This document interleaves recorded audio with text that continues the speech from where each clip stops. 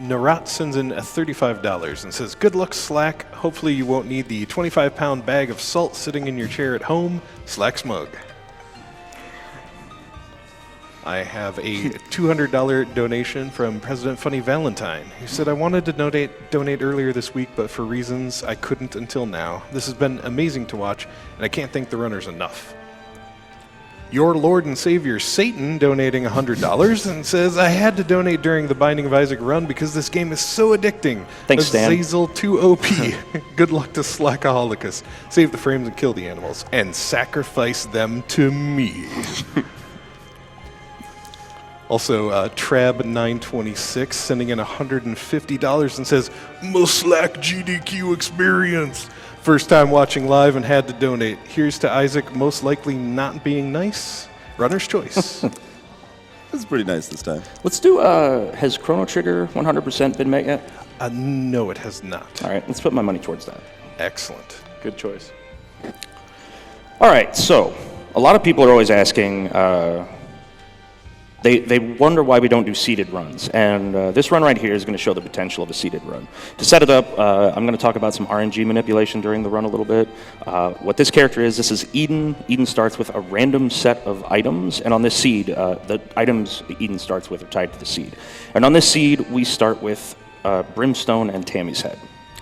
So you're going to see how strong that is. And then during the run, we pick up some more stuff. If you think it's ridiculous right there, it gets worse. So let's do this. Brimstone basically changes your normal shots into the same sort of shot we just saw with Azazel there.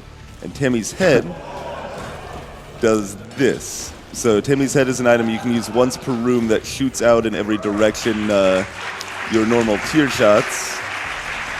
And with Brimstone, it is extremely, extremely powerful. And the seeded run, it's the same every time. He knows exactly where to go and what to pick up and what to skip.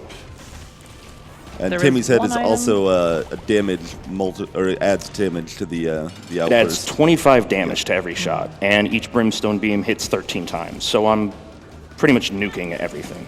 So you'll notice right there, we talked about it before, but if you don't take red heart damage on Basement 2, you're guaranteed to get a double deal. But I took damage right there because I'm doing a little bit of RNG manipulation. There's a God Room coming up on Depths 1 that if you get the double deal on Basement 2, the God Room will always have 2 Eternal Hearts. Also, the run just got even stupider. If you thought this looked cool before... Tiny planet brings all the tiers around you in an orbit. So all 8 of those brimstones will be hitting at the same time. To get that room?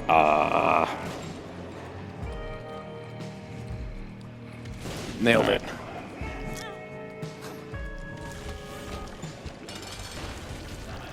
It's a hard boss. Very hard boss. Very frustrating. A lot of health on that boss. Took like an extra quarter of a second maybe to kill. I hate that. So you'll notice that back on Basement 2, I also had to take a moment to grab 2 bombs that dropped back there. There's a room coming up on the next floor that I actually bombed out of on my first run as well. And it's much faster because there are hands that are dropping in the room. It's faster to bomb out. But here's what RNG manipulation gets me. So in a normal run, we can't really reliably manipulate RNG like that. But since we know exactly what's going to happen with everything on this seed, we know exactly what we're doing. And actually, I was going to bomb through this room, but I wasn't paying attention. So we're going to take the time to clear it out. Because now my cat head is down. This is going to cost probably around 10 seconds off the run. It's not that bad. But it does make me feel stupid. Real hard fight? Okay. Oh, that was tense. You got a few good items. Just 1 or 2, yeah. For anyone curious, that little door that opened up at the end of the Mom's Foot fight opens up if you get there and beat her within 20 minutes. It's kind of like a little speedrun. Another hard fight? Okay. Man. What a heart attack. It's a room you'll never see in the speedrun. Yeah. Often. The God's Head gave his shots homing as well. That boss has 2,000 health. That is more than any single segment of a boss in the game, and that was just... You actually need the tiny planet to be able to kill him in one attack. We're going to try to catch up on some time with this, and it did not work. Yeah, the teleport there is not seated. It's not seated. I've done a lot to try and get it to be consistent. I think it may be, like a lot of RNG, it's probably tied to your system's internal clock, but I don't know that for a fact. At least we get to see more of this attack. He's only got one use per room, so he's got to make sure he lines it up well. Yep. All right, so we've got the final boss coming up here. I'm going to need serious time for this. Please no commentary or anything. That'd be more believable if they had already seen the... But I was low on health, man. You never know. He could have, like, leapt out at me, all right? 413? 413. Yeah, with a really bad teleport, that's not surprising. So that's kind of what you can do with seeded runs. You can do some really cool stuff like knowing what items you're going to get when, especially if you start off with something like that. And that's pretty much the game. I'm glad that it went as well as it did. Thank you for watching.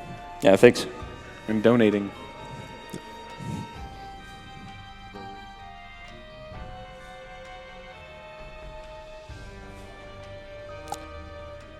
We Blue, who said Isaac hype, Slackaholicus hype, general awesomeness.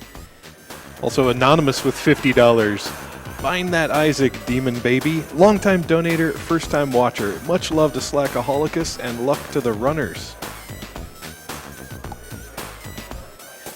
R. Abram with a $600 donation. Great speedrunners and runs so far. Keep up the good work, and thanks for the French restream and for their great explanations.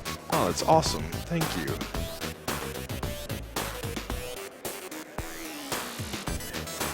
Our next game will be Kid Icarus for the NES. Ran by Darkwing Duck. If you enjoyed World 9 of I Wanna Be the Bashi, prepare for more of that art and music.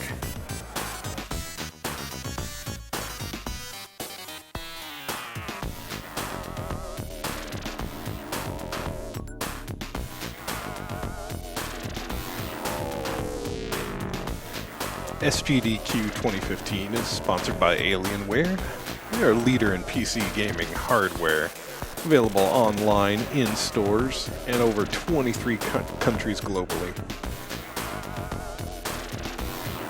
SGDQ is put on in benefit of Doctors Without Borders. All proceeds raised are going directly to Doctors Without Borders.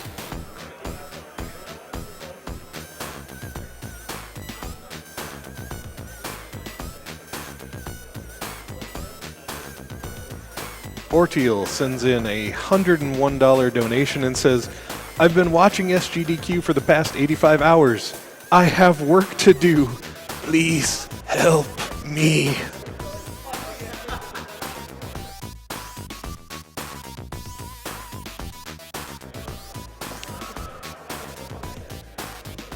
Ray Narvaez Jr. making good on his donation incentive with Witwix, donating $2,520 for all the deaths in Bashi. He says, love you, Witwix. Thanks, Ray.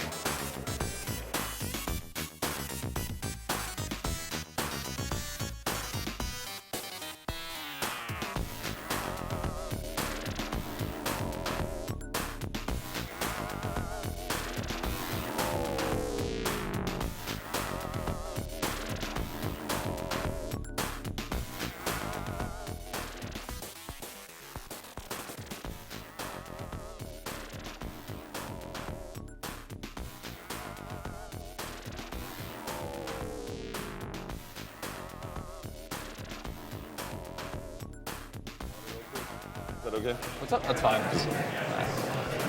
Wait, what's up? Twinge. Oh, it's just gonna get some water real quick. Oh, yeah. Actually, yes, I forgot to turn on the lights. So 1 second. Okay. Okay.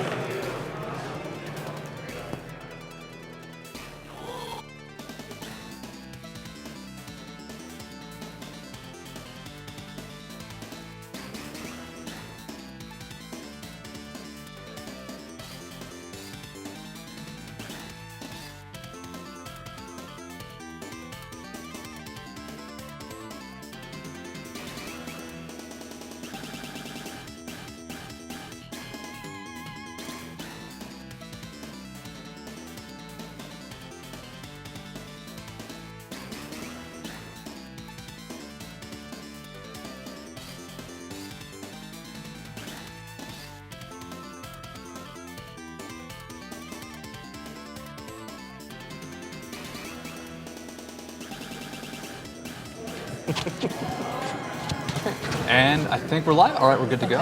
Hey, folks, I'm Studio, being joined by the rulers of RNG. Slackaholicus, Sage, Twinge. Greetings. We're here to talk about randomness. Because speedruns can be a little bit random, but Binding of Isaac and Twinge, you run FTL, they're a little bit chaotic. So, first of all, Slack, how do you feel after the run? Good about the run. I wish that when I unchecked the Steam pop-ups before we went live, that setting had saved. I don't know what happened there. Luckily, I was making good enough time that I got to take like 2 or 3 minutes out of my run to fix that. The run itself was really happy when I got Abaddon as a first item. Lots of hearts, very safe item. The extra damage, it's one of the highest base damage ups in the game at 1.5. And then after that, everything else was just perfect falling into place. I had plenty of damage, and I was able to just knock through everything. So That was clean, because I remember you actually, Sage and Slack, you both raced at AGDQ 2015. It was a little... things didn't go so well that time. Well, for me, it didn't so much for Slack. Yeah, that was fun. So how do you prepare for a run with RNG? And like FTL, we haven't really explained it much, but FTL is crazy random. Yeah. What's actually funny about that is that I feel the same way about FTL, but every time I hear Twinge talk about it, he says that, no, it's actually very reliable to get a sub 20 in FTL. Not sub 20, Or, sub 30, yeah. but yeah. Yeah, I mean, it's just largely a matter of like just kind of learning what is possible in the game and learning then how to best handle anything that can come up.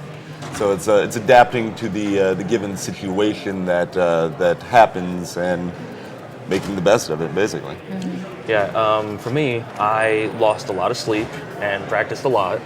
In an RNG game, the most that you can hope for is to find the best way to work around RNG, and the best places to make good RNG, the best places to expect something to really make your run. And you're not hoping for any one item a lot of the time. It's more like a combination of any of these group of items that are going to really help you out. And that's what we do in Rebirth a lot. And that's why we have to reset a lot. We need something early on that we know is going to really assist the run in a big way.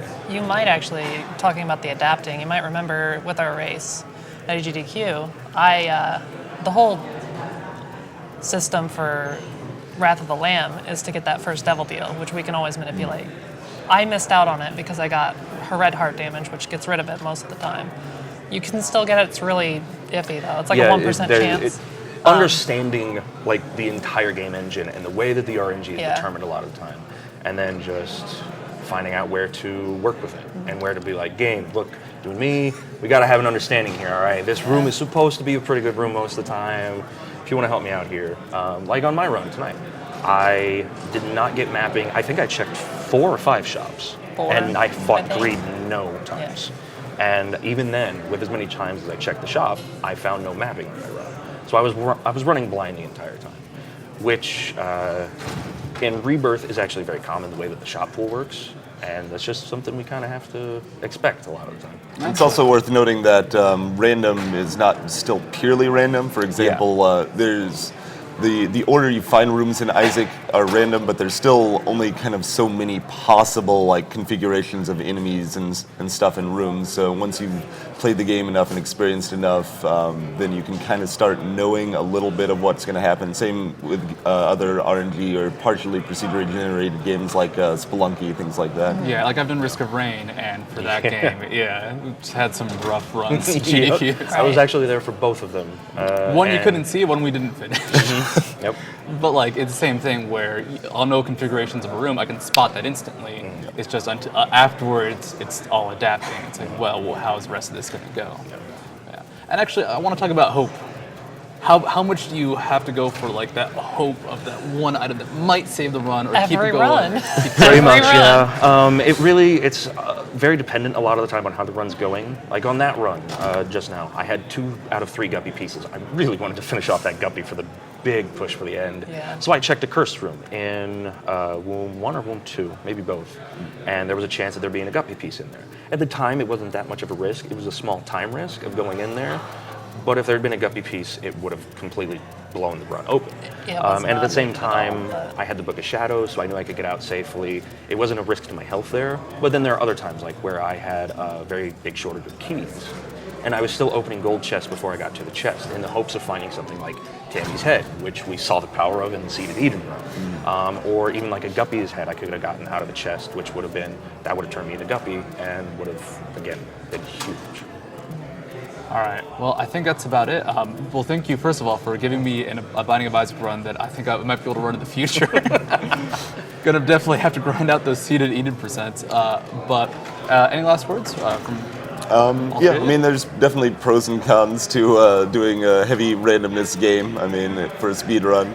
You can only do it so much before it gets to you. Yeah, it can be very frustrating at times if you're just like trying to grind for really good randomness or things like that. I've definitely seen that a lot with games like Spelunky, where you kind of have to just keep going and going until you get the right items to be able to actually, the really one go. thing we didn't talk about much during the run is that the idea here is that this is a marathon setting instead of like a pure speed run.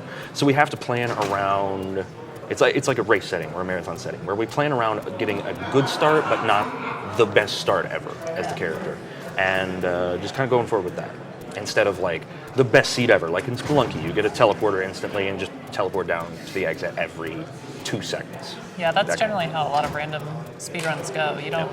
I mean, you could sit there all day. All right, I'm being reset. motioned very well to wrap it up, so we're gonna go ahead and go back to Kid Icarus and more SGDQ 2015.